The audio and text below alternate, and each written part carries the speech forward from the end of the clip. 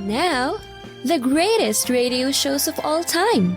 Suspense. The Shadow Node. Washington calling David Harding, Counter Spy. Classic radio theater. The Great Gildersleeve. Fibber McGee and Molly. Dragnet. Gunsmoke. The Lone Ranger.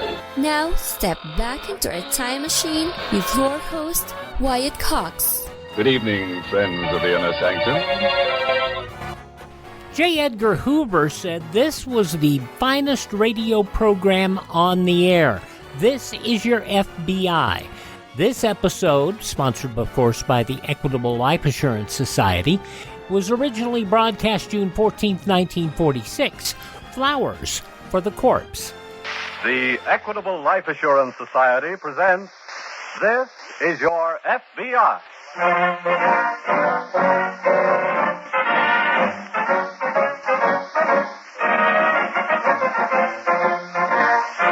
This is Your FBI, an official broadcast from the files of the Federal Bureau of Investigation, presented as a public service by the Equitable Life Assurance Society of the United States and the Equitable Society's representative in your community.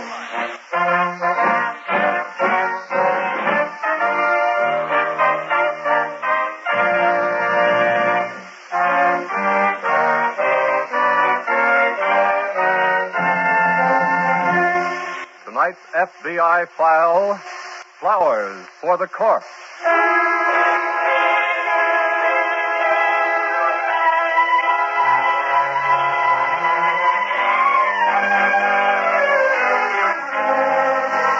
Professional thieving is a business, and some forms of it, just as some forms of legitimate business, are conducted on a nationwide scale, with accomplices in major cities throughout the country acting as sales outlets for the stolen goods.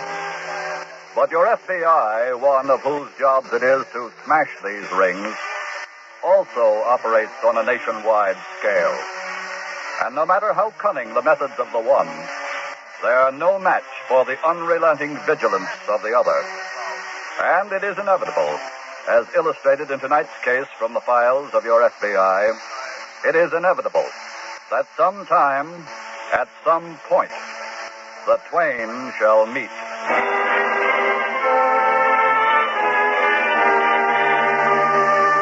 The greenhouse floral business operated by Merrill Sheridan and his widowed aunt in the suburbs of a large Midwestern city had, until a few months ago, produced only a modest income. Then it began to prosper smartly.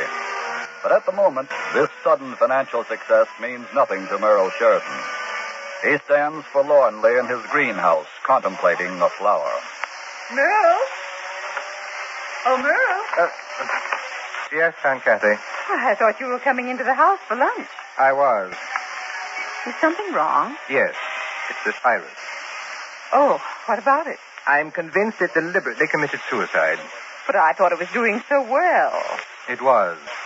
Well, perhaps you can revive it. I wouldn't give the stupid thing another chance. Oh, look, isn't it Mr. Durham outside? Oh, yes. I'm sorry to say. Why, Merle, he's our most profitable customer. I appreciate him, darling, but I don't trust him. Well, good morning. Good morning. Good morning, Mr. Durham. I would have gotten here sooner, but traffic in the city was extraordinarily heavy. Mr. Durham, Yes? you obviously received my telegram. Oh, yes. You said you had a rare variety of tulip bulb that I might be interested in, correct? Yes. I'll watch the office, Merle. Very well, Aunt Kathy. May I see the rare specimen? Certainly. Here we are. Well, let me look at it. Don't be impatient. I'll handle it. Here, cup your hand. Very well. That's it. Now I shall pull its false bottom out by the roots, thusly, and... Good Lord, Sharon. Does it please you? Why, it's one of the most beautiful emeralds I've seen. It's the late property of some plushy dowager, I'd say. Why, it's at least 20 carats. And Kathy and I will settle for 25,000. Well, I'll do the best I can. You'll probably sell it for twice that, but remember, you will still get only your usual one-third share. Now, look here, Sheridan. I've told you before. You're entitled to a larger share. I know. This is a precarious enterprise for all of us. But I've spent nearly 20 years building my business. And if I'm caught in just one of these transactions, what happens to the house at Durham and where am I? And Kathy and I will see to it that you have fresh flowers in your cell every day. Now, see here. That's enough. Just dash on back to the house of Durham, old dear, and do the best you can for 1/3.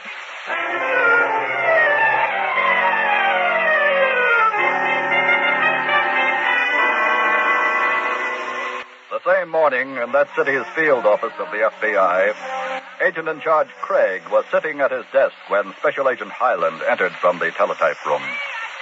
Good morning, Mr. Craig. Hello, Highland. What have you got there? Special bulletin to all field officers from Washington. Oh, what's up? A series of jewel robberies. 3 cities along the eastern seaboard, one right after the other. Sounds like the work of one gang. Yes, here's the bulletin. Mm-hmm. None of the stuff is turning up in the cities where it was stolen, so the police figure the gang is fencing it out around the country. I don't see any description of the stuff here. There's a follow-up teletype coming in. Quite a long list. I see. I don't imagine any of the stones are in their original mounting now, though. No, jewel gangs are usually smart enough to unmount the stones before trying to dispose of them. They're harder to identify that way. And reduces the chances of finding them to about 1 in a million, too. Don't be so pessimistic. You said there's quite a long list of it, right? Yeah, but I also... All the FBI has to do is find just one piece of the jewelry or just one of the stones. But the tough part is finding that one stone. I know, and maybe none of this stuff will ever turn up in our particular bailiwick, but we've got to go on the assumption that it will, so let's get busy. What first? For start, let's alert the police, all pawn shops, and all insurance companies which insure jewelry. Right.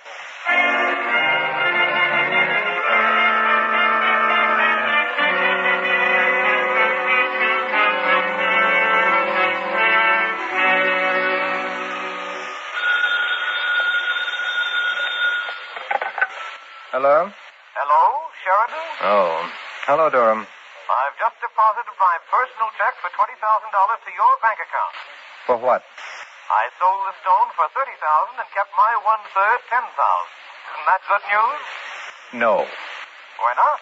A little birdie told me you collected $6,000 more as federal luxury tax. Well... Didn't you? Well, yes. Then deposit $4,000 of it to my account at once. Now, look, the tax money belongs to the You're government. not paying taxes on stolen gems, and you know it. Sheridan, I told you I wanted more than 1/3 share, and I'm keeping that $6,000 as a bonus until you're ready to revise our agreement. What kind of flowers do you want? Never mind threatening me. Listen, Durham. Well, All right. Keep your bonus. that's just what... What? I've just decided that from now on, we're going to do business on a different basis. What do you mean? I'll fix the amount that Aunt Kathy and I are to have, and you pay it to us in cash on the spot. Then whatever you sell the article for later is your business. How's that? But what if I don't agree with your price? You can take it or leave it. Very well. Good. And we'll start tomorrow. Tomorrow? I'll have an article by then that will be worth $10,000 to Aunt Kathy and me. So bring that much cash with you. But what if You will not be obligated to buy. Just be prepared to. And make it about 1 o'clock. I'll be there.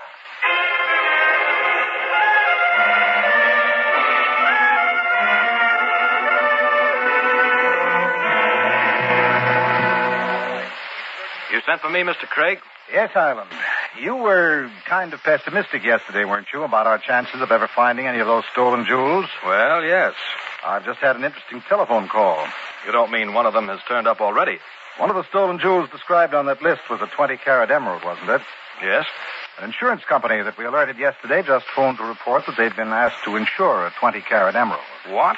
It was brought to them by Mrs. V.A. Madison. Her husband is the head of the Power and Light Company. I know, but you don't think that either he or his wife are buying a stolen emerald? No, they wouldn't have to know it had been stolen. He purchased the emerald yesterday. Where? Why don't you go ask him? I'm on my way now.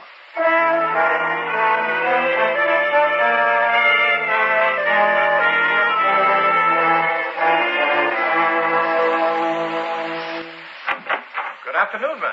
Oh, good afternoon, Mr. Durham. What can I do for you? I have an appointment with your nephew. Oh, yes. He's back in the greenhouse. Shall I go get him? No, I'll find him. Sheridan! Sheridan! Don't shout, Oh. Mr. Durham. Sheridan, you said you'd have an article for me to look at. That's right, I did. Well? I also told you it would cost you $10,000 in cash. Provided I want to buy it. Are you prepared to? Certainly. I don't see anything green that isn't a plant, old boy. All right, here's the money. Look at it. How much is there? $10,000. I can't afford to trust you anymore. Much too expensive. Well, here, count it yourself. I'd be delighted. 1, 2, 3. All 100? Each of those packages contains $1,000. Fine. Then I'll take 4 of them. Huh? Here. You may have the rest back. What are you doing? Just evening the score, that's all. What? My dear fellow, you held out $4,000 on me yesterday, didn't you? Oh, I get it. This was all just a trick. Rather clever one, don't you think? Give me back that money. Not a chance, old dear. Now I must look after the platoon. Why, you please go away before I stick the snapdragons on you.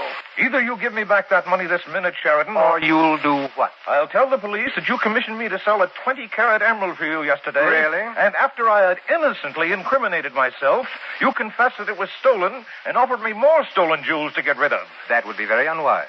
Look, I want to get out of this business anyway. You keep the $4,000. I'm going to the police. Just a minute, Mr. Durham. What?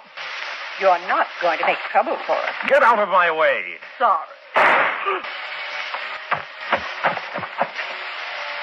Thank you, Aunt Kathy. You're so considerate.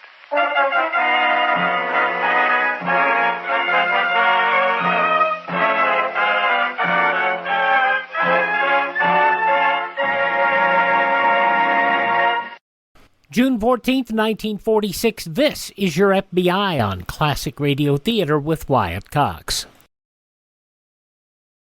Hey gang, just a note to let you know that we've notified all of our radio stations that our final episode of Classic Radio Theater with Wyatt Cox will be broadcast on all of our radio stations on June 30th of 2023.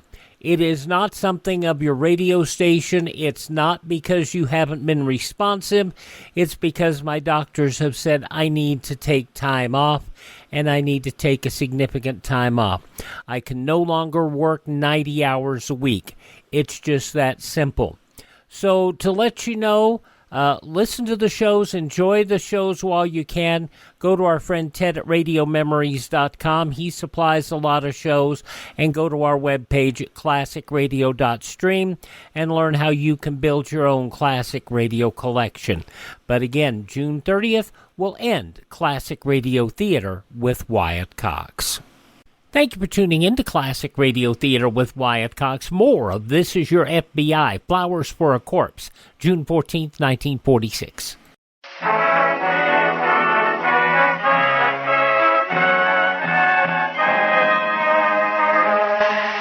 And now, back to the FBI file, Flowers for the Corpse.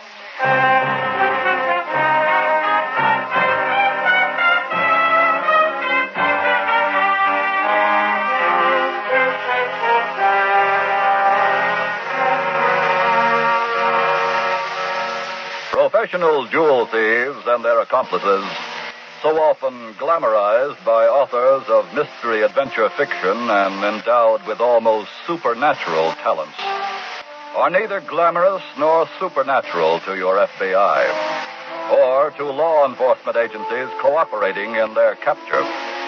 To them, they're just another lot of criminals, just another patch of scum fouling the waters of decent society, and just as vulnerable as any other kind of criminal.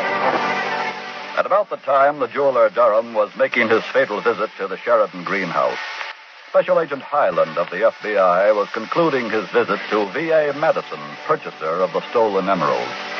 A little later, accompanied by Agent-in-Charge Craig, he visited Durham's office. I'm sorry, but Mr. Durham isn't in. Are you his secretary? Yes. Well, then perhaps you can help us. We're special agents of the FBI. The FBI? That's right. But what? It's about a stone which Mr. V.A. Madison purchased here a couple of days ago, a 20-carat emerald. Well, what about it? Mr. Durham told Mr. Madison he had obtained the stone through the liquidation of an estate that same day.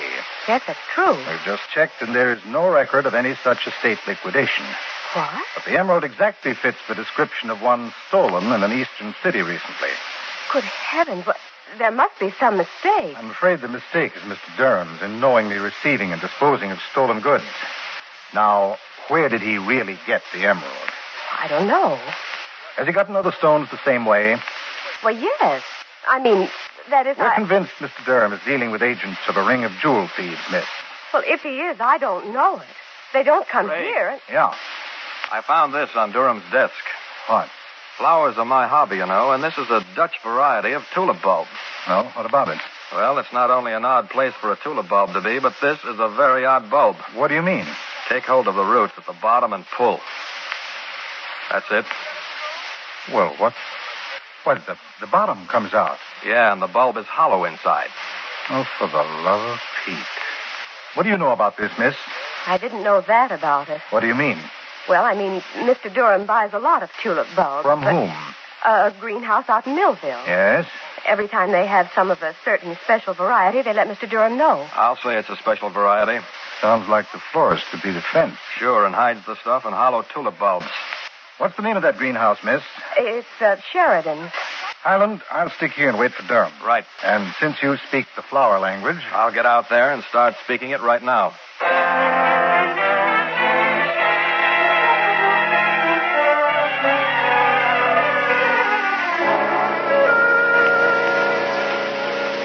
Aunt Kathy? Yes? I think we should be getting out of here. Merle, running away is just the thing not to do. But, darling, after all, you have committed a murder, and I believe there's a law against that sort of thing. But closing up the greenhouse and running away would immediately pin suspicion on us. Then what is your idea, my sweet? To dispose of Durham's body and his car. How, when, and where? We'll drive up to the cabin tonight, lock the body in the car, and roll it into the lake. Aunt Kathy, you're a genius. I would never have... Wait. Well, what's the matter? Someone just drove up. What of it? Probably a customer. He's no regular customer. I've never seen him before. Well, we can't turn him down because of that. Suppose I have to take him back in the greenhouse. He won't know there's a body hidden under the benches unless you tell him. Oh. How do you do? Hello. What can we do for you? I'd like to get a few tulip bulbs, please. Some what? Tulip bulbs, Merle. Oh, yes. Well, if you'll tell me what kind you want, I'll go back in the greenhouse. Well, that's all right. I'll come with you, if I may. Well... Take the gentleman back, Merle. I'll watch the office. Come this way, please. Surely. After you. Thank you.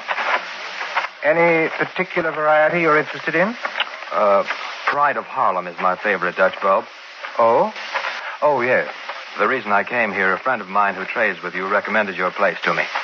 Who's that? Pardon? Your friend, I mean. The jeweler, J.P. Durham. Just a minute. Yes? Who are you and what do you want here?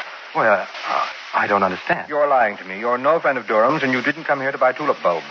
You're making my work awfully easy for me, Mr. Sheridan. What? So I may as well admit now that I'm not a friend of Durham's. I'm a special agent of the FBI. FBI? And I'm not concerned with the bulbs themselves, but the jewels that you conceal inside some of them. Look here. Furthermore, I'd like an explanation for what looks like blood on the floor over there. Also the car outside with the monogram JPD on the door. You'd better put your hands up, Mr. FBI. Thanks again, Aunt Kathy. Merle, I think we'll have 2 passengers in that car up at the lake tonight.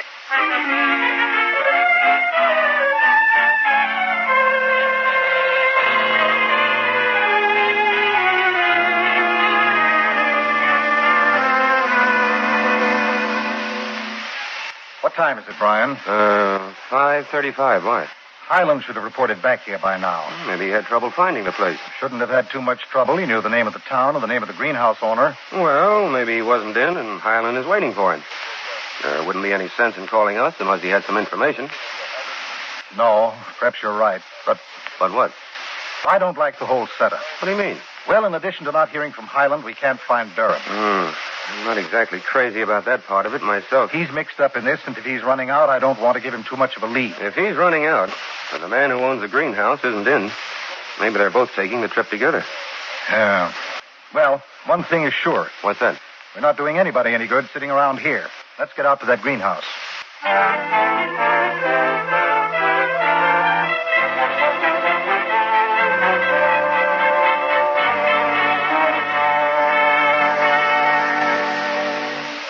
Merle? Did you get Durham's body in the car? Yes. I didn't realize my own strength. Is Is there anything else we have to do? Not that I can think of. Well, then I think we'd better be going. It's a long drive to the cabin, and the FBI is no one-man organization, you know. What do you mean? Oh, they'll be sending some other men along to look for this one when he doesn't show up. You're right. I'll be ready to go in a minute. What are you doing there, Mr. FBI? Nothing. Just rearranging some of the flowers. What are you doing that for? Well, I'm rather fond of flowers myself, and the colors you had in this centerpiece bothered me. We're not interested in what bothers you. I always heard that they allowed the condemned man to do what he liked during the last hours. Stop fixing those flowers. Merle. What? Did you check the gas and oil in Durham's car? It won't be a very good idea to be stopping anywhere with our passengers. Everything is taken care of. Let's go.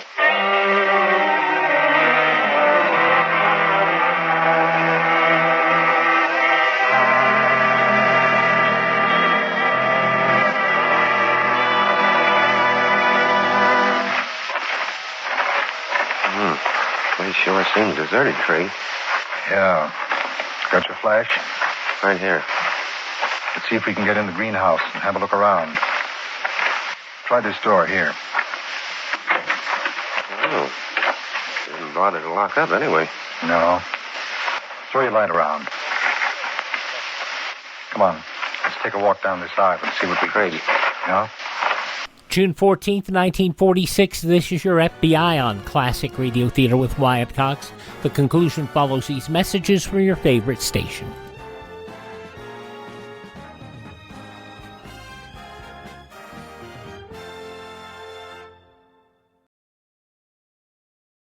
Just going to take a minute here to tell you about the big savings going on now, the clearance sale at mypillow.com. And you know, I've talked about how in my office I have a pair of my slippers, and they're really comfortable, and they're on clearance right now. The mypillow.com slippers, $25 a pair, limit 10. And I would buy 3 or 4 more pairs. Unfortunately, they're out of my size. They also have sheets, pillowcases, clothing items, all on special right now. Go to mypillow.com, click on the clearance tab at the top of the page, use my promo code Wyatt, or call 1-800-928-4715. Limited sizes remaining in the MyPillow slippers, limited colors on other items. mypillow.com, clearance tab, promo code Wyatt, 1-800-928-4715.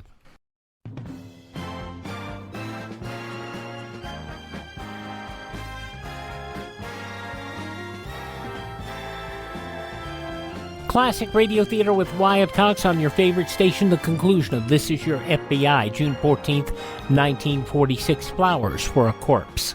Look. Yeah. Looks like blood.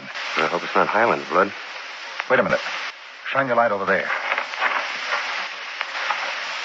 What is it? Highland's identification card. What? It was lying on the table with this bunch of flowers. Say, those flowers seem to be arranged in a special way. Yes, and I've got a hunch it's supposed to mean something. You think Highland managed to leave us some kind of clue? Yes, he knew his flowers, and flowers have special meanings. What kind are these? I think one of them's a verbena. Yeah, my wife planted some to make a border. Let's get on the phone and call the Daily Journal's library and find out what a verbena means. Right. And if that doesn't tell us enough, we'll find out what these others mean and get the whole story.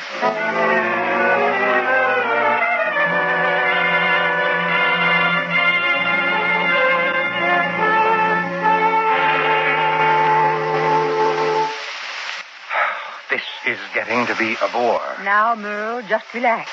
After all, we can't roll a car and 2 bodies into the lake as long as that moonstruck couple is parked down there. Well, you'd think they would have had enough smooching in 2 hours. Wait a minute, I believe it. Yes, they are. They're driving off now. Thank heaven. Well, Mr. FBI? I think I know what you mean. You'll please walk out of the cabin to the car and get in beside the late Dr. Durham.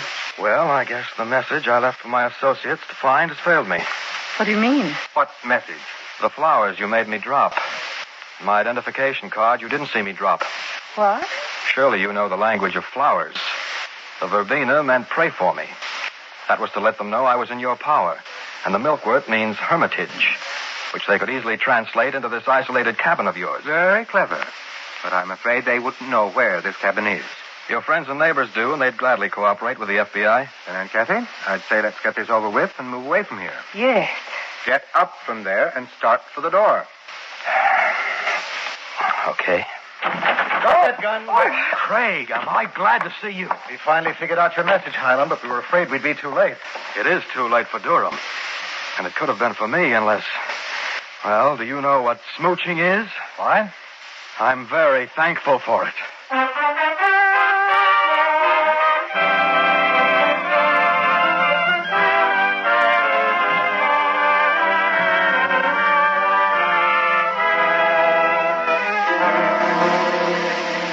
Tried on the more serious charge of murder, Merle Sheridan's aunt was convicted and sentenced to life imprisonment.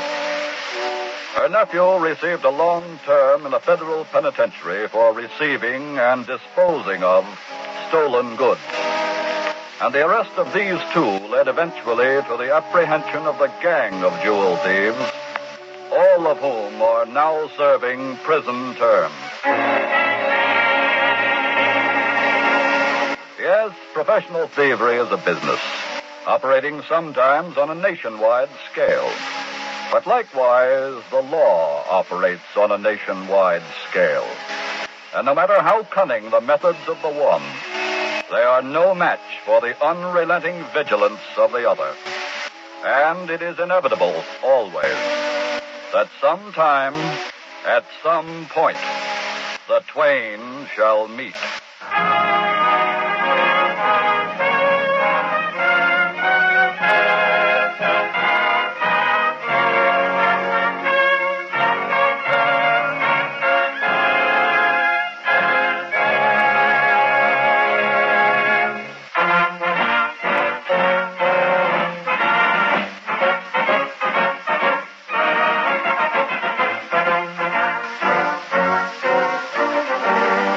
Incidents used in tonight's Equitable Life Assurance Society's broadcast are adapted from the files of the Federal Bureau of Investigation. However, all names used are fictitious, and any similarity thereof to the names of persons living or dead is accidental. Tonight, the music was composed and conducted by Frederick Steiner, the author was Frank Ferries, and your narrator was Dean Carlson. This is Your FBI is a Jerry Devine production. Now this is Carl Frank speaking for the Equitable Life Assurance Society of the United States and the Equitable Society's representative in your community, and inviting you to tune in again next week at this same time when the Equitable Life Assurance Society of the United States will bring you another colorful story from the files of the Federal Bureau of Investigation. The Friendly Killers. On This is Your FBI.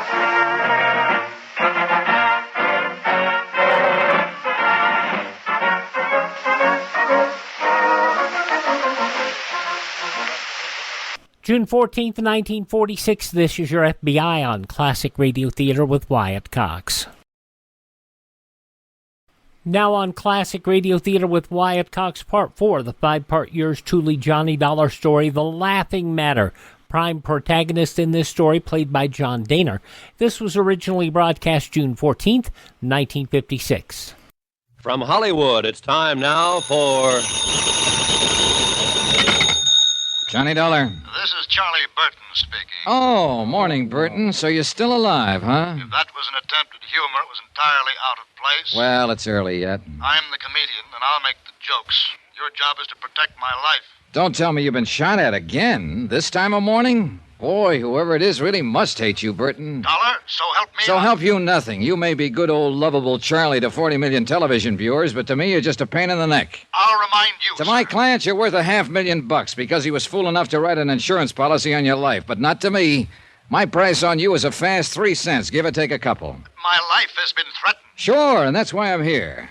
But yesterday, when I tried to get you to cooperate, you called it a practical joke. Well, I'm not calling it that now. No, because somebody tossed a bullet at you last night and scared the living pants off of you. Well, call Captain Peral of the Ensenada Police.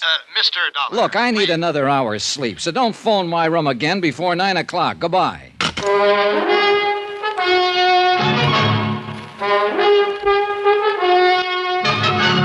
Tonight and every weekday night, Bob Bailey in the transcribed adventures of the man with the action-packed expense account, America's fabulous freelance insurance investigator. Yours truly, Johnny Dollar.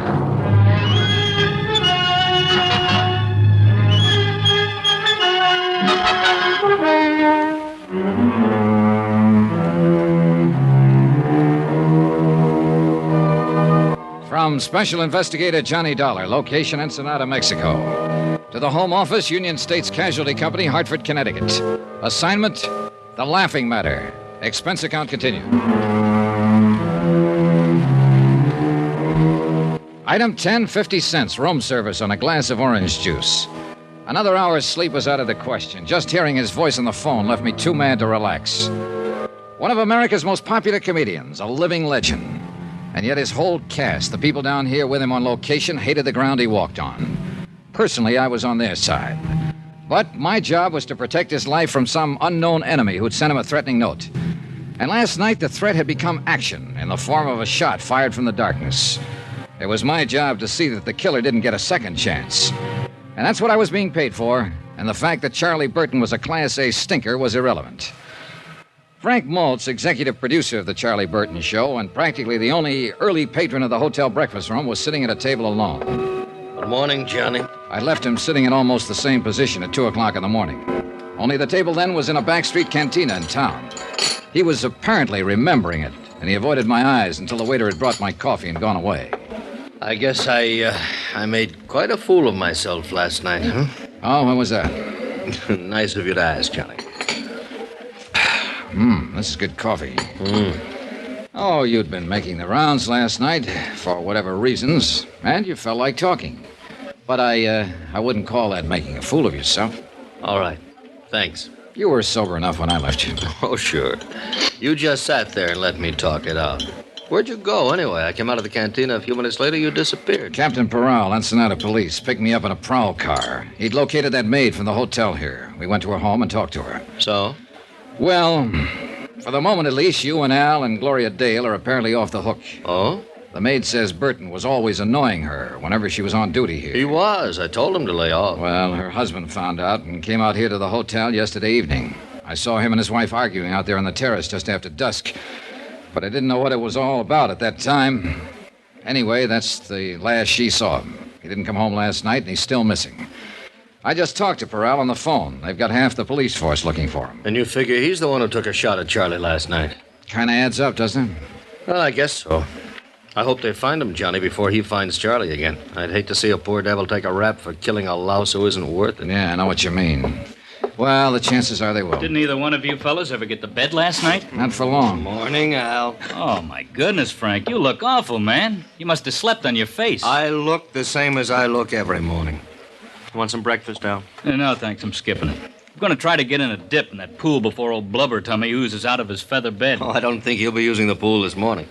Not if he remembers what we're shooting today. It's that castaway sequence, isn't it? Yeah, we'll get that first. But later this afternoon, if the light on the water is okay, I want to get those shots of him swimming ashore. Good. Keep him on retakes till he gets waterlogged. It's kind of a slapstick desert island thing, Johnny. Oh? Yeah. You see, Charlie and I are supposed to have been on this yacht, and it sank. And I just disappear. But there's some stock shots of Charlie swimming like crazy and a stock shot of a deserted South Sea island.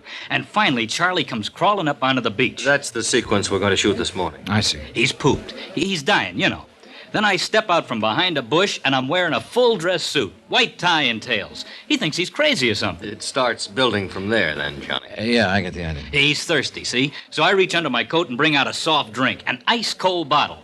And I open it and give it to him. It says Cott Quality Beverages on the bottle, C-O-T-T. Yeah. So Charlie asks, is it any good? And I say, it's Cott, man. And he says, so what? And I say, so it's Cott to be good.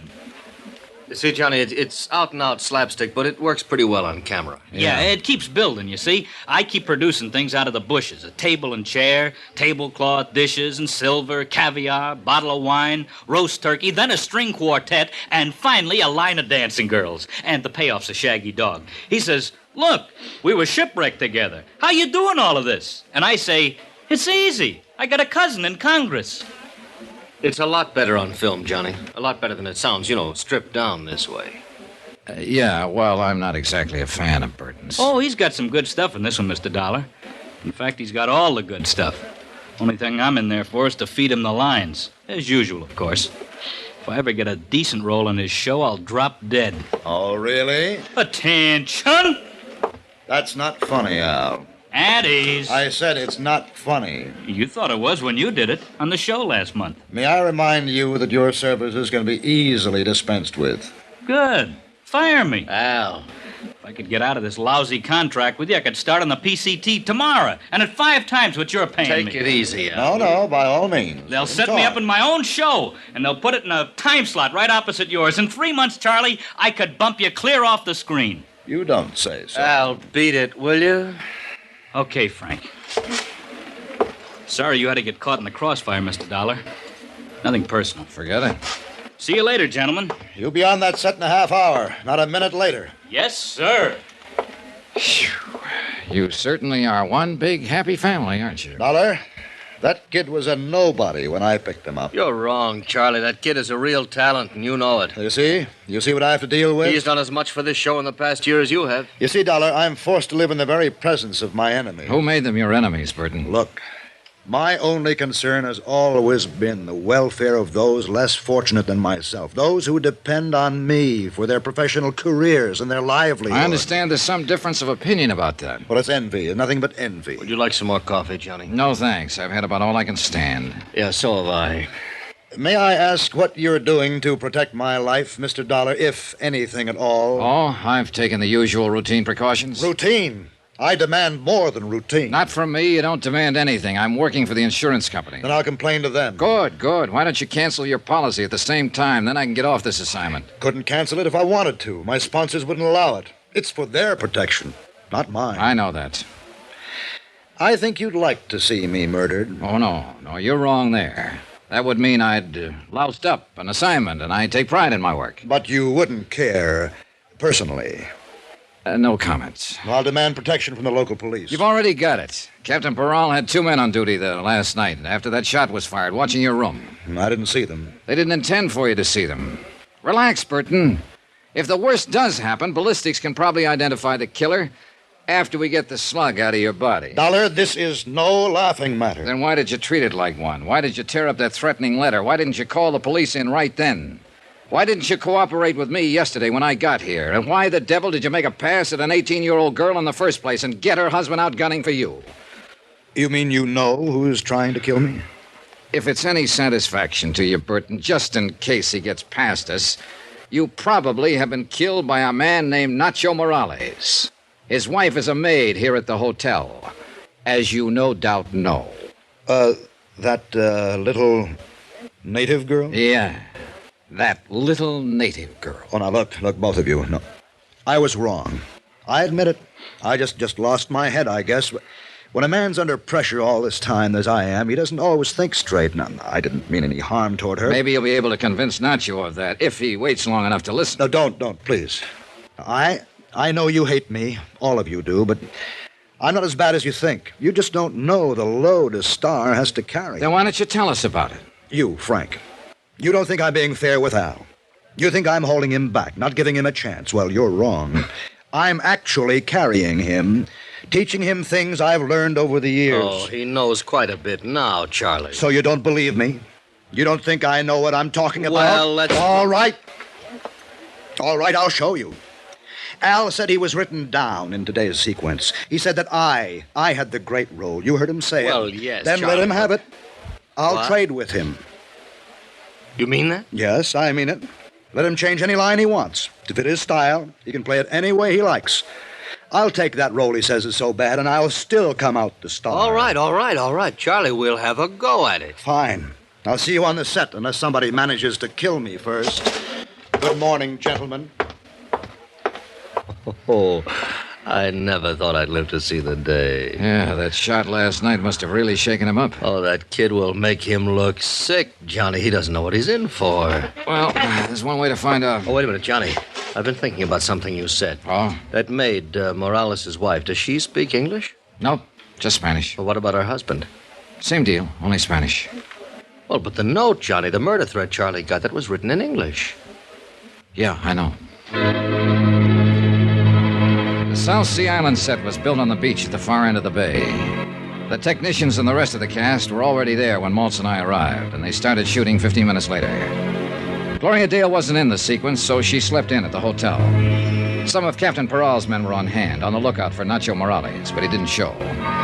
By 3 in the afternoon, they were nearly finished. They'd shot the last scene once, but Maltz decided on a retake. So Hal sat down again at the fully laid table on the beach, and they started to roll. He poured himself another glass of colored water from the prop wine bottle and began to carve the roast turkey while he exchanged lines with Burton. Then suddenly Al missed a cue, faltered on a line, and Maltz cut the cameras. Al pushed back from the table, stood up slowly, then staggered and fell. I rushed toward him, pushed through the crowd that was gathering, and kneeled down beside him. But he was already dead.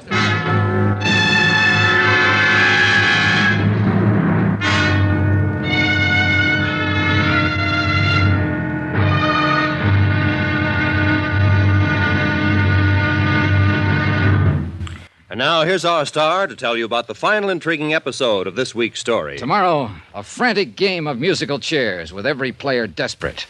Because the loser in this game gets the electric chair. Join us, won't you? Yours truly, Johnny Dollar.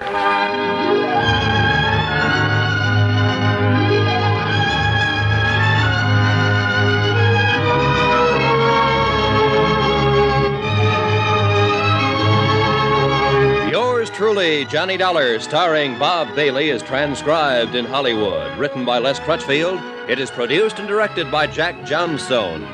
Be sure to join us tomorrow night, same time and station, for the next exciting episode of Yours Truly, Johnny Dollar. Roy Rowan speaking.